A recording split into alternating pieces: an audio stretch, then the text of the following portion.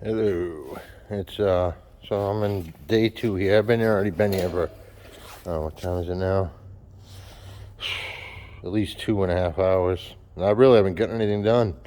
I was trying to separate the bolts and figure out where each one of these went. I mean, it's not real thorough in the instructions. I was adding a little paint,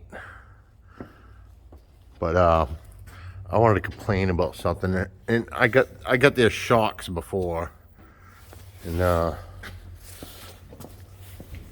you know, I thought maybe it was just an issue. I complained to them about it too, but I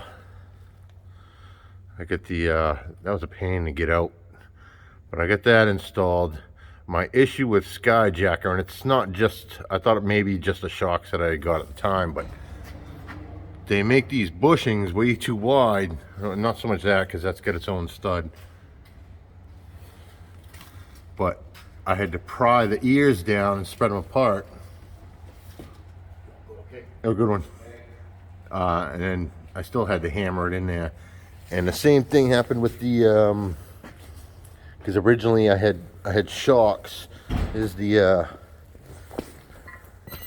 original shock mounts for the control arms.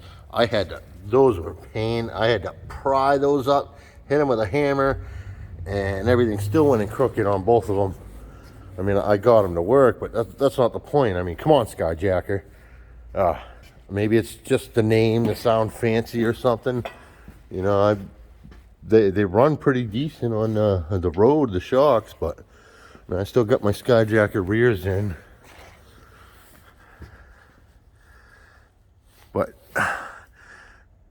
yeah, that one I had to pry that one out a little bit. I mean, that wasn't bad. Those front ones were a pain in the ass. So same thing with yeah.